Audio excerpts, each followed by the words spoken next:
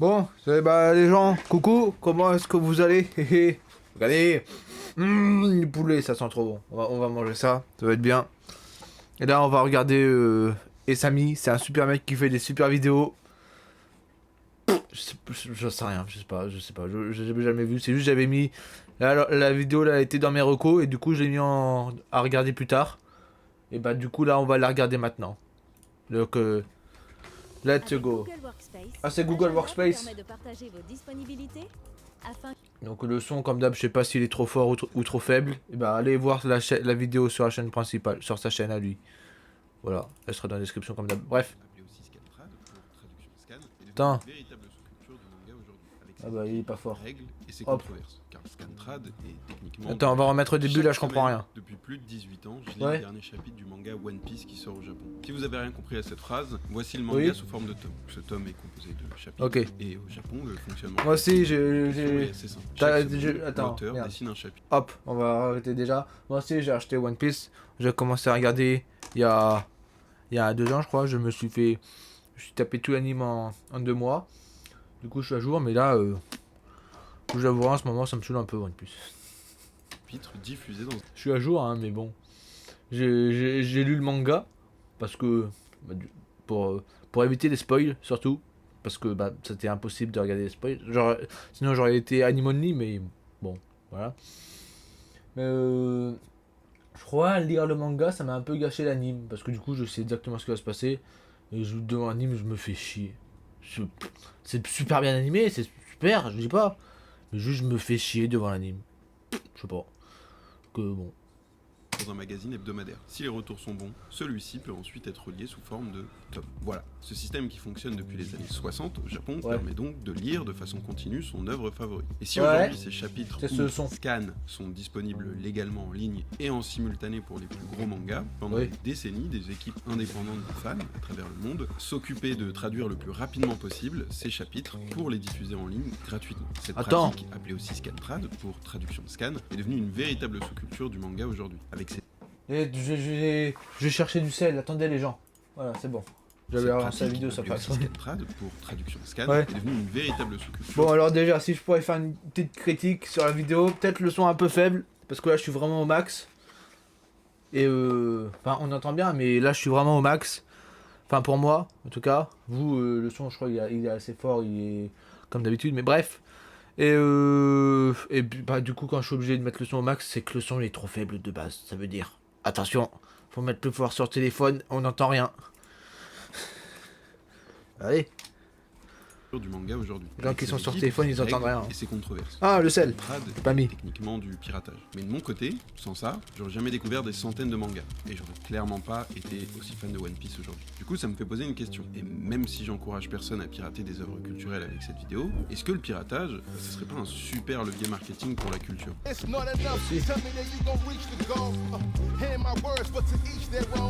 Enfin, cette vidéo est en collaboration avec Split, l'application de co-abonnement. Merci à eux de soutenir mon travail et on en reparle juste un peu plus tard dans la vidéo. Ok. Commençons avec un exemple très franco-français.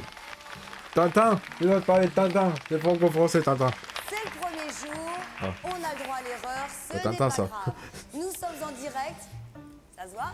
C'est Dragon normal, il Ball. faut rigoler, nous sommes là pour nous amuser. Soyez les bienvenus au Club Dorothée.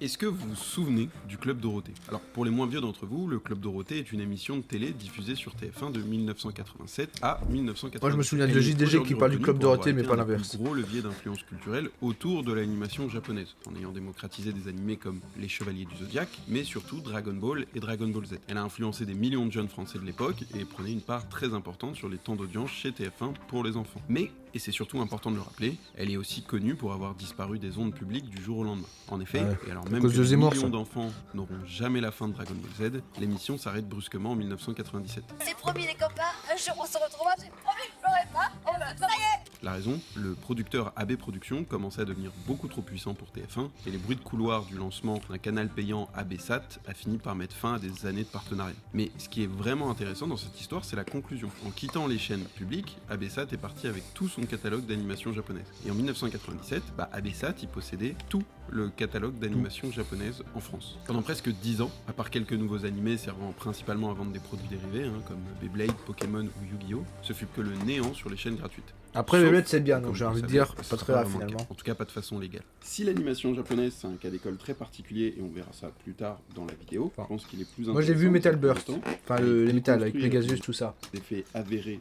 ou réels du piratage sur la culture. Et C'était malgré trop bien. la quantité d'informations disponibles, on peut globalement résumer la situation sous 3 points. Premier point, le piratage c'est du vol. Deuxième point, le Pas bien, piratage nuit à la production d'œuvres culturelles. Et enfin, troisième point, le piratage tue l'industrie culturelle à petit feu. Super ambiance dans cette vidéo.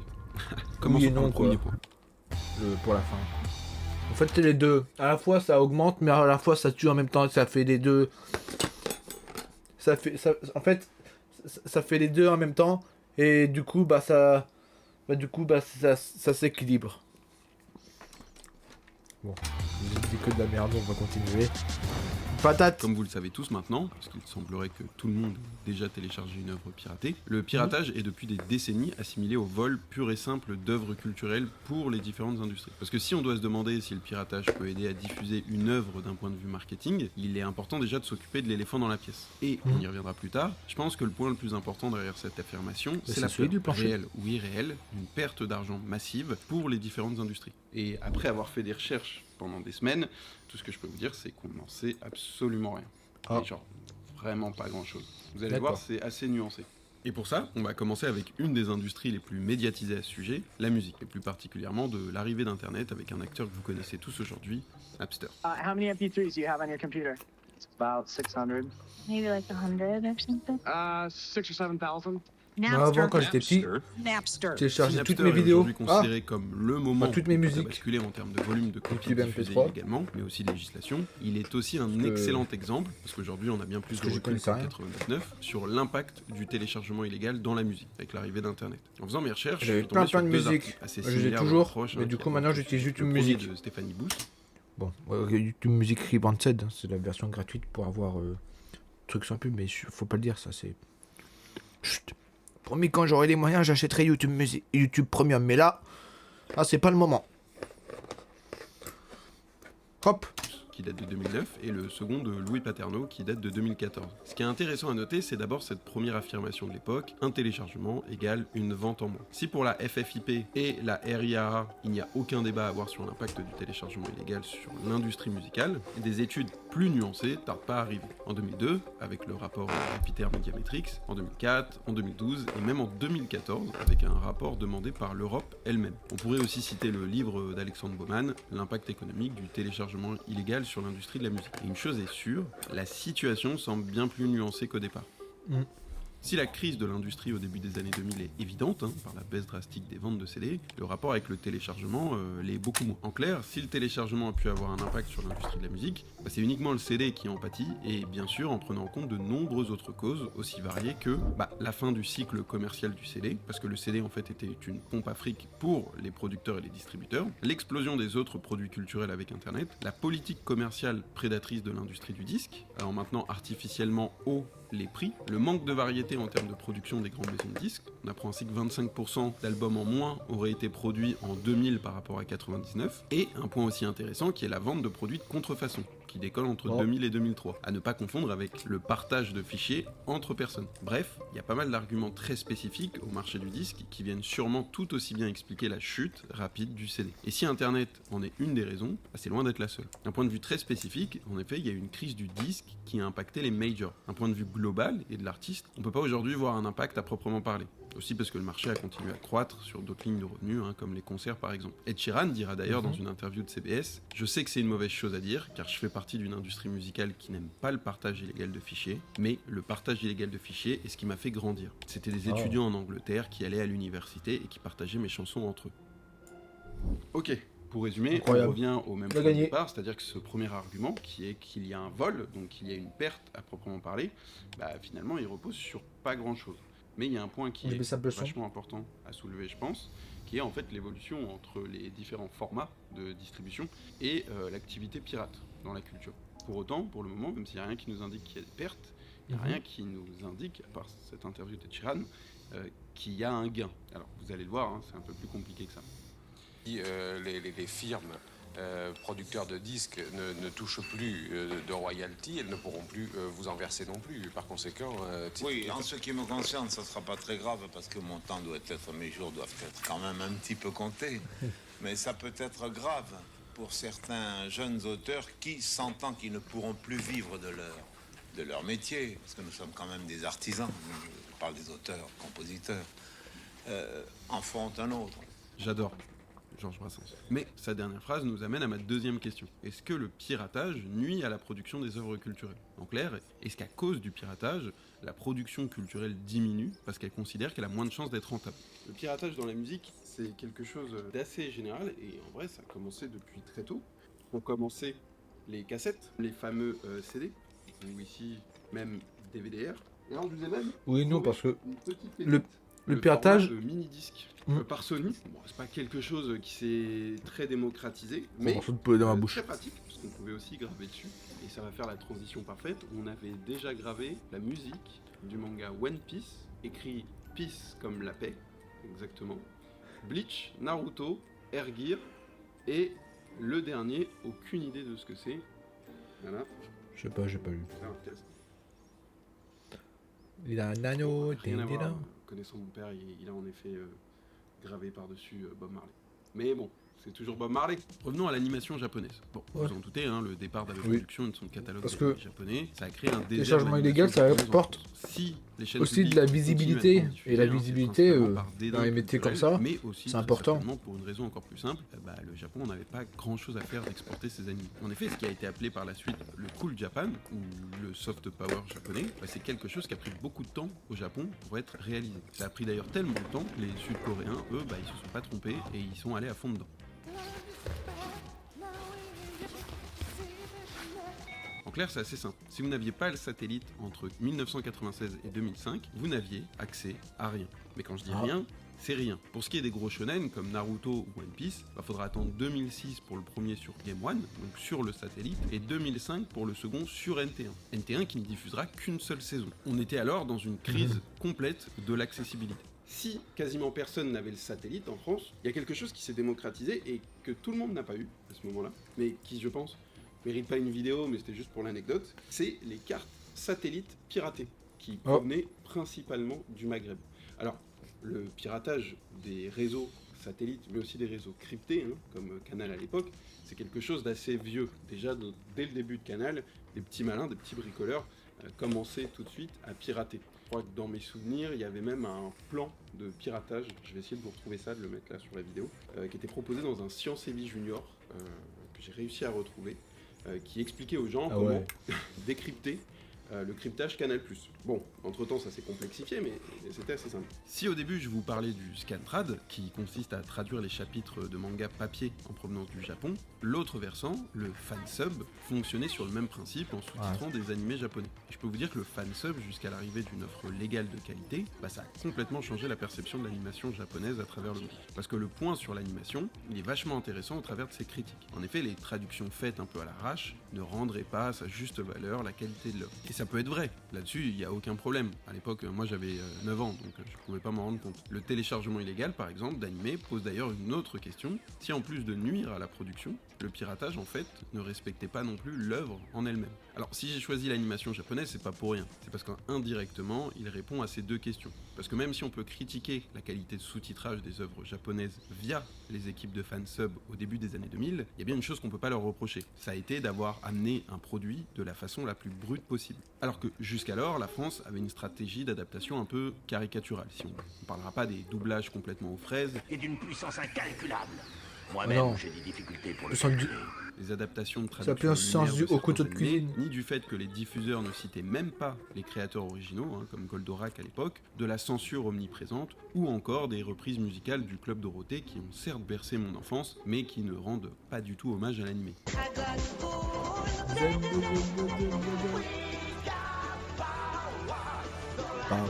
C'est pas vraiment pareil, on va dire.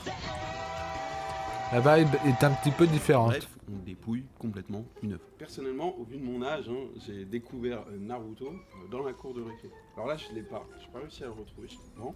Mais à l'époque, on se partageait d'énormes ranchés flexibles dans lesquels on mettait tous les... Je me suis fait tout One Piece en 2 mois, je me suis fait tout Naruto en 2 semaines pendant le confinement. J'ai regardé tout d'un coup, tout à la suite. Je m'arrêtais que pour manger ou prendre ma douche. Ou sortir le chien. Ou faire des trucs dans le genre. Bon, bref. Le confinement, paf, Naruto il est passé en 2 semaines sur Netflix. C'est là où je découvre un truc incroyable, la VO. Et je peux vous dire que la première fois, quand vous êtes petit... Mais j'ai pas regardé les fillers. Hein. Enfin, si, j'ai regardé des fillers, mais au bout d'un moment, à la fin de Naruto normal, il restait une saison, je crois. Je me suis dit, putain, mais pourquoi il se passe rien là? C'est commencé à être chiant là.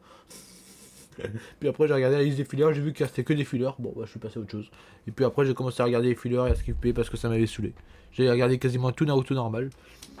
Que vous entendez Naruto hurler Sasuke, là, c'est une expérience.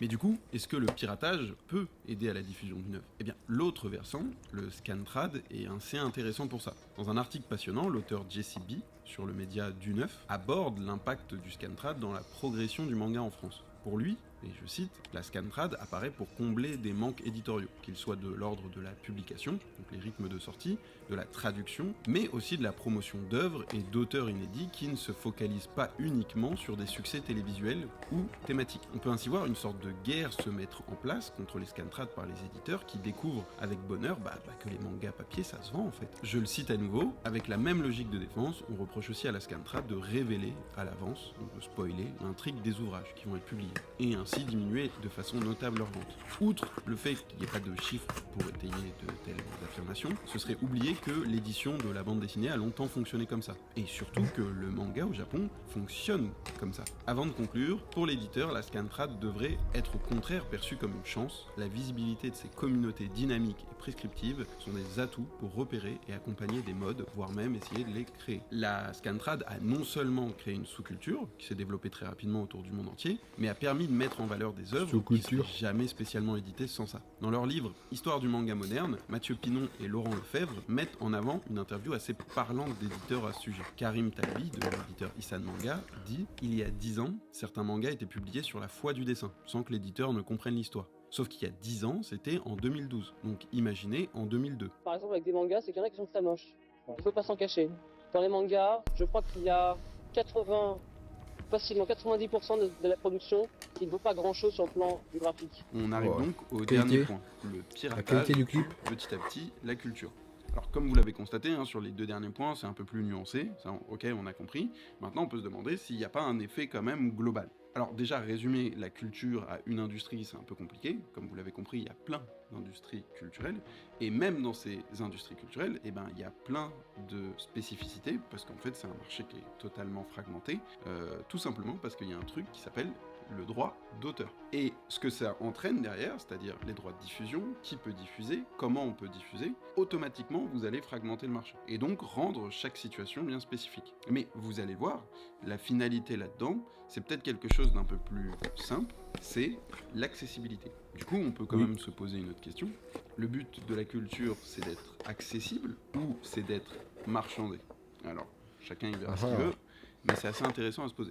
Avant de parler de ça, et vu qu'on parle de piratage, d'un point de vue marketing, on peut aussi s'intéresser à l'autre versant du piratage, parce que je trouve que c'est vachement intéressant, le marketing anti-pirate. En effet, depuis l'époque des cassettes et des premières campagnes de pub contre le piratage jusqu'à aujourd'hui, tout semble montrer que non seulement le marketing anti-piratage, ça fonctionne pas, mais qu'en plus ça pourrait même être contre-productif. Un article de 2024, publié chez The Conversation, l'explique plutôt bien en 3 points. Il y a plein des trucs contre-productifs comme ça. Le décalage entre l'acte de pirater et la comparaison avec le vol. Les premières campagnes très identifiées dans ce sens ont par exemple aucun effet. Parce que non, voler une voiture, ce n'est pas télécharger un film gratuitement. Le deuxième est de montrer l'impact du piratage d'un point de vue de l'industrie. Industrie qui, comme vous l'avez compris, n'émeut absolument personne. Et enfin, la dernière est d'expliquer que tout le monde pirate. Si tout le monde pirate, quel est le problème? Je cite encore une fois, récemment, Une expérience édifiante l'a encore montré. En cherchant à diminuer le vol de bois fossilisé, le parc national de la Petrified Forest, en Arizona, a en réalité conduit à une augmentation du nombre de vols lorsque les pancartes mentionnaient qu'un grand nombre de visiteurs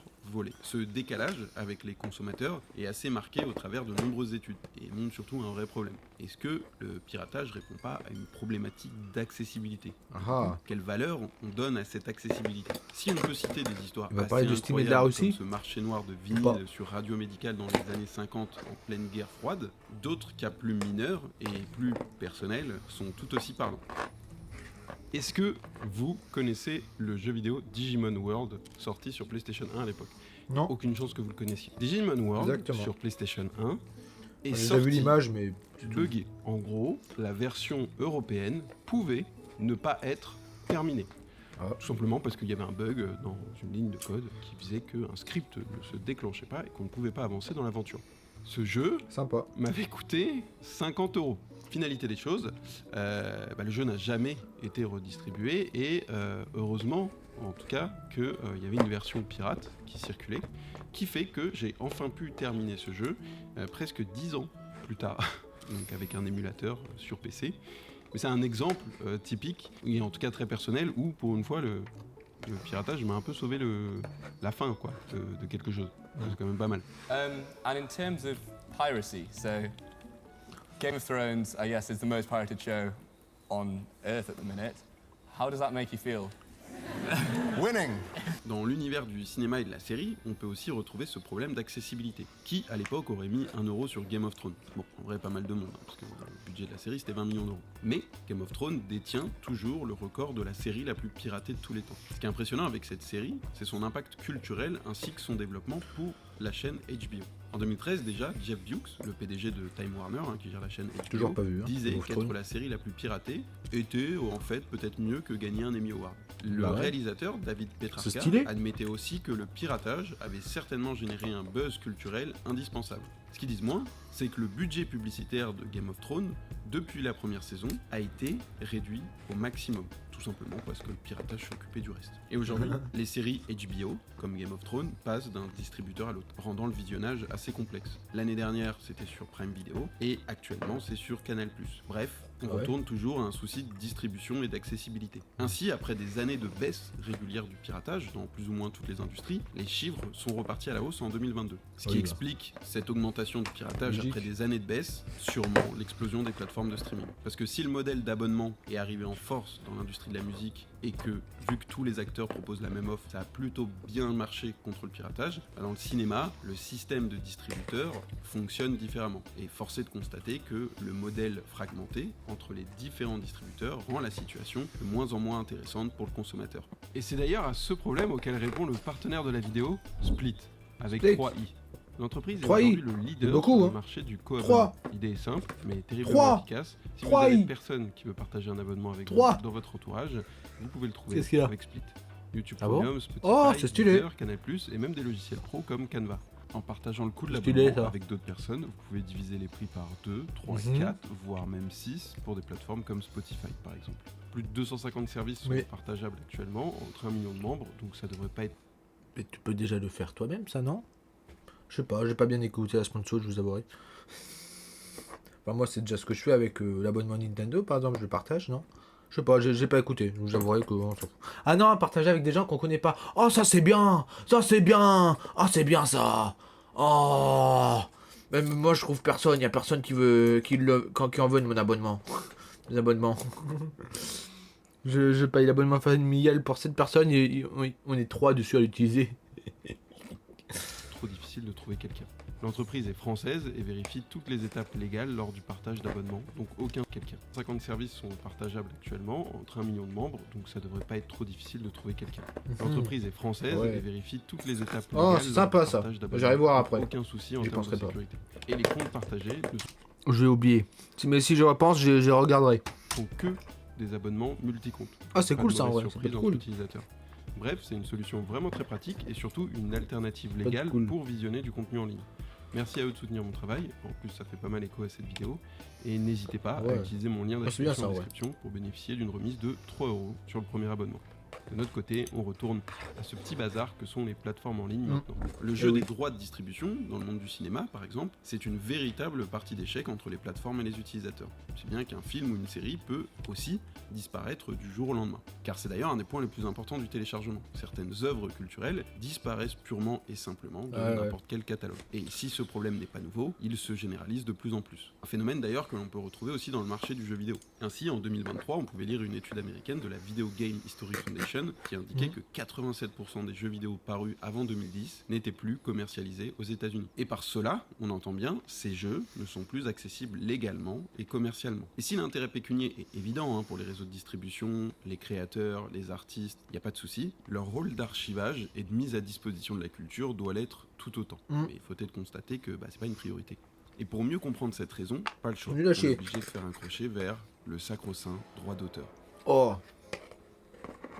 Bon, je vais pas m'étaler sur le sujet, déjà parce que je suis pas juriste, mais aussi parce qu'en fonction des pays ou des zones géographiques, il peut largement différer d'un point de vue de durée ou de législation. Pour autant, l'idée générale reste la même, protéger les œuvres culturelles, et je mets bien entre guillemets culturelles, parce que c'est assez large, et donc faire valoir leurs droits moraux, cette œuvre m'appartient X temps, et patrimoniaux. J'ai le monopole d'exploitation économique. L'argent. Si son invention commence à remonter maintenant, elle a pas mal évolué ces 100 dernières années pour accompagner l'évolution de l'industrie culturelle, dans toutes ses formes. On pourrait citer par exemple la copie privée, qui est une exception et qui vous autorise en fait à faire des copies chez vous. Alors encore une fois, le but de cette vidéo n'est pas de prendre parti, loin de là, ni même d'encourager une... On avait des copies de VHS de Spider-Man 2 à la maison. On avait des copies de films. C'est tout. Voilà. Mais du coup, Spider-Man 2, je l'ai poncé. Mais on n'avait pas Spider-Man 1. Du coup, je l'ai quasiment jamais vu. J'ai vu qu'une seule fois Spider-Man 1, je crois, avec le Joker. Voilà, tout. Merde, le gobelin vert. Green Goblin. Merde, le bouffon vert, voilà, j'en me rappelais plus de son nom en VF. Bref. Et du coup, j'ai toujours vu Octopus, mais jamais vu le bouffon vert. Et Spider-Man 3, il était bien aussi. On s'en fout? D'accord, on s'en fout, on continue. Si on peut reconnaître son intérêt, il est aussi important de mettre en avant les problèmes que cela peut causer. Et le plus important, vous l'aurez compris, c'est la diffusion et l'accessibilité des biens culturels. Une étude assez complète de Paul J. Held en 2013 a essayé de voir le lien entre les effets des droits d'auteur aux États-Unis sur les livres et la disponibilité de ces œuvres sur Amazon. Et sans rentrer dans les détails, l'auteur l'affirme assez clairement. Le droit d'auteur empêche une grande partie des livres publiés de se retrouver en vente et donc d'être disponibles pour le public. Le contrôle des œuvres par les ayants droit peut fortement limiter leur disponibilité. Et une fois que celles-ci tombent dans le domaine public, tout le monde recommence à les exploiter. À la question « Est-ce que le piratage tue la culture ?» et par cette question on englobe quand même au sens large la disponibilité de cette dite culture, il est donc peut-être plus intéressant de se demander si le problème n'est pas un peu plus complexe que ça et surtout pas un peu plus structurel que ça. Bon, faisons un point. Comme vous l'aurez compris, savoir si oui ou non le piratage... Il n'a pas parlé de Steam et de la Russie là? Avant, en Russie, tous les jeux... il n'y avait pas de plateforme de jeu. Enfin, je crois que c'était en Russie. Je suis vraiment sûr, mais je crois que c'était en Russie. Il n'y a pas de plateforme de jeu, du coup il y avait beaucoup de piratage. Et je crois que c'était en Russie aussi. Je suis pas sûr à 100%, mais il me semble. Puis un jour, il y a Steam qui est arrivé. Tout le monde pensait que ça allait pas marcher parce que les gens jouaient déjà à leur jeu gratuitement, alors pourquoi payer? Ça a super bien marché, les gens ils ont commencé à l'acheter et tout. Parce que c'est plus accessible et c'est mieux. L'accessibilité avant tout. C'est un super levier marketing, c'est compliqué, voire presque impossible. Si l'idée de ce sujet était dans un premier temps de déconstruire et nuancer les impacts négatifs du piratage sur la culture, et sur ce sujet je pense moi-même avoir un début de réponse et j'espère que vous aussi, ça ne nous dit pas non plus de façon claire et précise si les impacts peuvent aussi être positifs. Mais une chose est sûre, ils sont beaucoup moins négatifs qu'on aimerait le penser. Alors bien sûr, des exemples, il y en a des tonnes. Et si je vous ai cité des artistes comme Ed Sheeran ou des séries comme Game of Thrones, c'était pas pour rien. Parce que si on constate bien une chose, c'est que généralement les œuvres les plus piratées sont logiquement aussi les plus vendues. Le piratage a toujours été là. Et il semblerait bien que l'industrie culturelle ne pourra jamais en venir à bout. On pourrait se dire que c'est un vrai problème, et la réponse semble être non. Loin de là même. Parce que s'il faut bien comprendre quelque chose, c'est que l'industrie culturelle, c'est une industrie, d'un point de vue macroéconomique et donc marketing, qui n'a pas de sens. Et quand je dis pas de sens, je dis bien que dans votre pyramide de besoins, et dans la mienne, elle est vraiment genre très haut. Et même si depuis des décennies, les distributeurs ou autres ayants droit essayent de le structurer sur un modèle de coût, de rentabilité, force est de constater qu'on n'a rien créé de plus imprévisible aujourd'hui. Genre, vraiment, la bourse, à côté, c'est un placement safe, quoi. Mais une chose est sûre, même si on ne peut rien prédire d'un point de vue marketing, le piratage, lui, semble presque toujours répondre à des problèmes de base du marketing de la part de l'industrie. Des problèmes de positionnement de prix, de facilité d'accès, de positionnement de l'offre, de marché disponible, de nouveautés, de pratiques prédatrices, etc. etc. D'un point de vue marketing, si le piratage est difficile à définir, oui, des fois, comme il y a un juste, levier, c'est juste il qu'on n'a peut pas envie être de payer. perçu, en Mais tout bon. cas comme un indicateur, une sorte de jauge qui permet à l'industrie de se dire bon, voilà, peut-être que là, on n'est pas foufou en termes d'offres. Mais pour autant, je pense que même si la situation est très nuancée et contextuelle, il ne faut pas rejeter en bloc ses effets sur la diffusion et donc sa capacité d'être un levier marketing comme un autre. Si j'ai choisi de ponctuer cette vidéo d'anecdotes personnelles, c'était aussi pour cette raison. Car même si j'ai pas de réponse claire à vous donner à la fin de cette vidéo, je pense sincèrement ne pas être le seul, loin de là, à avoir construit mes goûts culturels aujourd'hui, aussi grâce au piratage. Si aujourd'hui, ça fait plus partie de mes pratiques, pour diverses raisons, le manque de découverte culturelle avec l'âge étant sûrement la plus grande, je ne consommerai certainement pas ce que je consomme aujourd'hui sans ça. C'est le couteau le plus tranchant que j'ai jamais D'accord, utilisé. mais je m'en fous de ton couteau. C'est déjà fini, c'est passé trop vite. D'habitude, au bout de 15 minutes, on a fini de manger. Là, 25 minutes, on a toujours pas fini. Incroyable. Bah, c'était bien. Moi, j'ai bien aimé. Comme ça, la vidéo. Moi, j'avais prévu de terminer la vidéo. Du coup, qu'est-ce qu'on regarde? Faut qu'on se remette un autre truc, là. Y a pas une vidéo de 10 minutes, hein? Hey, Samy, dis-moi. Ah, Skibidi Toilet. Faut quand même commencer à s'asseoir aux toilettes. Ah, j'ai compris, c'est faire pipi assis, d'accord. Eh bah allez, vas-y, on va regarder ça en même temps. Cette vidéo va parler de caca. Et oui, vous êtes bien en train de regarder une licorne de la glace multicolore italienne. This is where your ice cream comes from. The creamy poop of a mystic unicorn. Il s'agit d'une des publicités les plus virales de 2016, celle du Squatty Potty, un simple repose-pied en plastique moulé à la forme des toilettes permettant de relever ses jambes, pas un repose-pied à la base, de détendre votre côlon et libérer votre... oui. Donc, vous avez compris. Si cette pub, qui a coûté près de 250 000 $, n'a aucun sens à première vue, elle sera visionnée en quelques mois plus de 100 millions de fois à travers le monde entier, sur à peu près tous les réseaux possibles, faisant passer une entreprise familiale qui faisait déjà quelques millions de dollars en vendant des repose-pieds en plastique à un véritable empire des chiottes, mettant par la même occasion sur le devant de la scène le sujet de la posture aux toilettes en Occident. Et par la même occasion, le problème de conception de nos toilettes assises. Judy, la maman au problème de constipation de la famille à l'origine, on va avoir des nouvelles shots dans le déclara ainsi en interview: nous parlons d'un sujet dont personne ne veut parler. Et si une licorne ou quoi que ce soit doit montrer des excréments, nous ne voulons pas que ce soit des excréments. Nous voulons que ce soit quelque chose que les gens aiment et apprécient. They're good at pooping. Parce que l'exemple de Squatty Potty, il est assez parlant. Pourquoi préférer une solution annexe à nos toilettes si nos problèmes sont nos toilettes elles-mêmes? Si 3/4 de la population aujourd'hui fait caca en position squat, dans la grande majorité des cas, parce qu'ils n'ont pas le choix, pourquoi nous, occidentaux, avec tout notre système de tout à l'égout et de gestion des déchets, on a quand même choisi la solution la moins optimale pour nos problèmes de constipation? Bref, comment en moins de 100 ans, un quart de la population s'est dit que, même si c'est plus galère pour chier, c'est quand même plus sympa d'être assis qu'accroupi au moment de se soulager. But you know who sucks Ça, at c'est pooping? vrai. You do. Un grand merci à eBay Club de sponsoriser cette vidéo, surtout au vu du sujet. eBay Club, c'est un site de cashback. Alors avant de parler de leur offre, je pense qu'il Ouais, est j'ai important eBay de au club comprendre aussi, mais comment fonctionne ce système.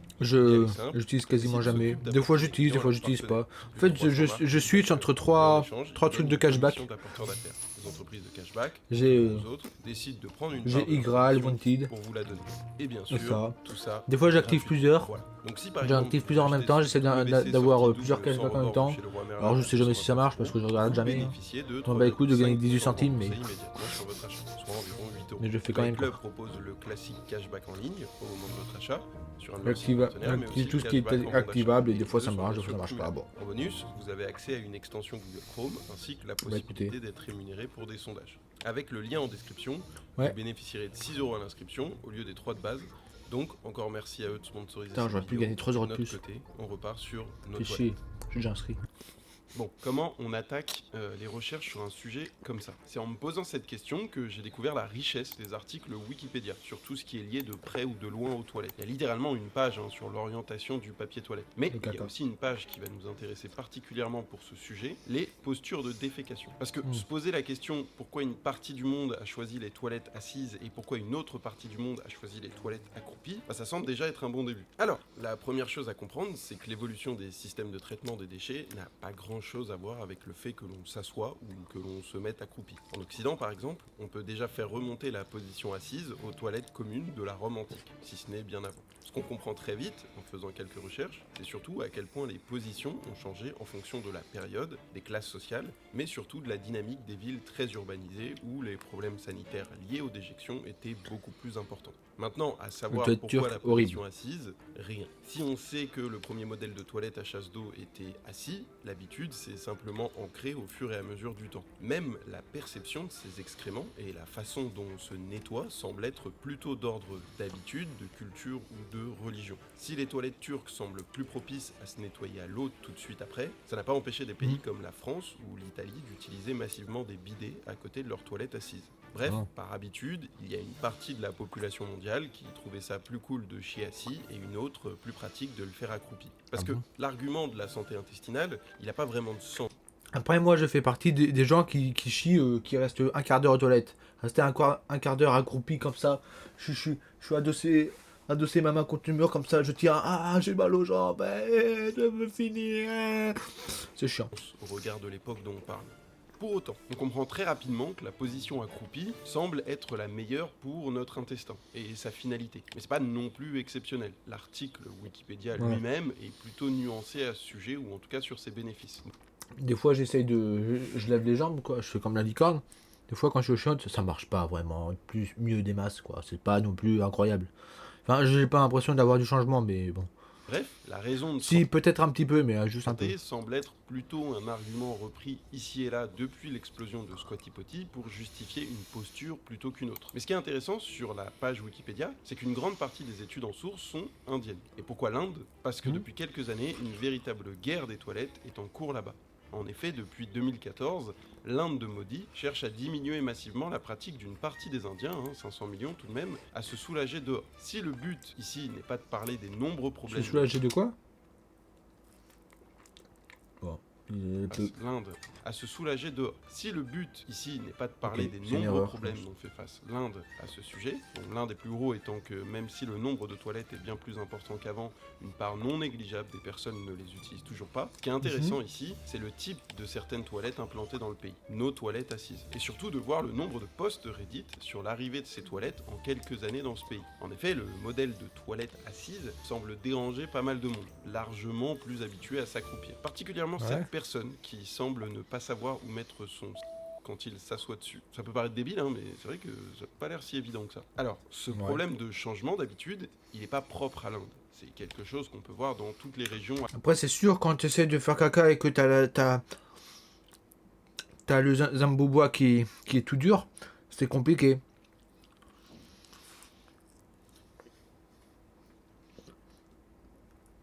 Je sais, j'ai essayé. C'est compliqué, il faut se baisser pour qu'il soit donné parce qu'on n'arrive pas à le repencher. Actuellement, où l'on passe d'un type de toilette à l'autre, comme dans certains pays d'Afrique, mais aussi dans certaines régions de Chine. En fait, en continuant mes recherches, je suis tombé sur ce post Reddit sur le fil Ask Historian. Donc littéralement... Je répète, mais allez voir les vidéos sur sa chaîne à lui si vous voulez éviter d'avoir les bruits de bouche. Poser vos questions à des historiens. Et la première réponse résume plutôt bien la situation. Se poser la question de pourquoi les pays passent de toilettes turques à des toilettes assises, c'est une fausse question. Elle reposerait en effet sur l'idée que puisque les pays développés utilisent tous majoritairement la position assise, quand un pays se développe, il doit lui aussi passer à cette position. Ce qui, bien sûr, ne repose sur rien. Si ce n'est un ethnocentrisme un peu trop décomplexé. Et un confort. Il faut le dire quand même. Hey, c'est chiant les toilettes turques. Moi, quand je vois des toilettes turques, je me dis non, je n'irai jamais. C'est horrible.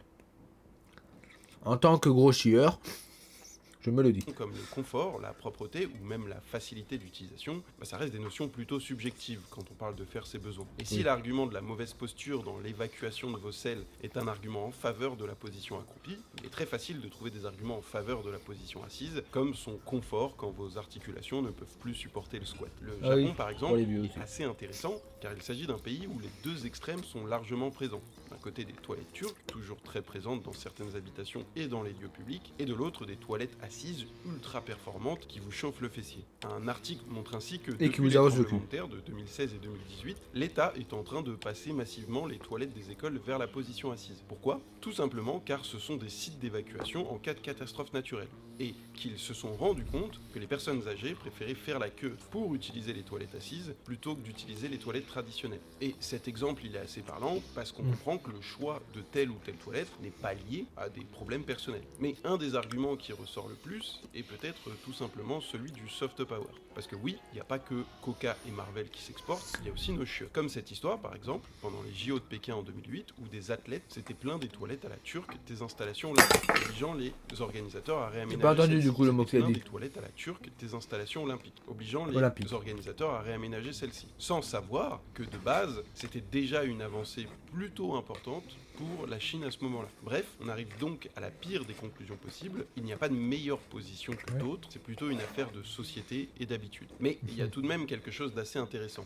avec les toilettes assises. Parce que si les toilettes turques, c'est globalement juste un trou dans le sol et que par la même occasion, elles nous rappellent très rapidement qu'on est juste là pour faire nos besoins et vite se relever, les toilettes assises, elles, sont devenues un véritable produit où l'on prend le temps de s'asseoir et d'y passer du temps. Ce ne sont plus que des toilettes, mais un véritable lieu d'aménagement. Ce qui signifie par la même occasion que d'un point de vue économique et marketing, ça devient une vraie aubaine. Les gens ont tendance à laisser cette pièce de côté et pourtant ce n'est pas une annexe de la maison, c'est une pièce à part entière qui mérite qu'on s'y intéresse au niveau de la décoration. S'il est très compliqué de trouver des données sur ce marché de niche, une chose est sûre, les plus gros acteurs, comme l'américain Kohler ou le japonais Toto, vendent tous majoritairement des toilettes assises. Parce que si les toilettes turques sont souvent très rudimentaires, le marché des toilettes assises, lui, est gigantesque. Par exemple, est-ce que vous saviez que juste le marché des lunettes de toilette pèse à lui seul 5 milliards de dollars chaque année. Le papier toilette, aussi, très lié à l'utilisation des toilettes assises, représente à lui seul plus de 50 milliards de dollars. Les toilettes assises deviennent ainsi un véritable produit que l'on peut marketer comme tous les produits qui les entourent, que ce soit la pièce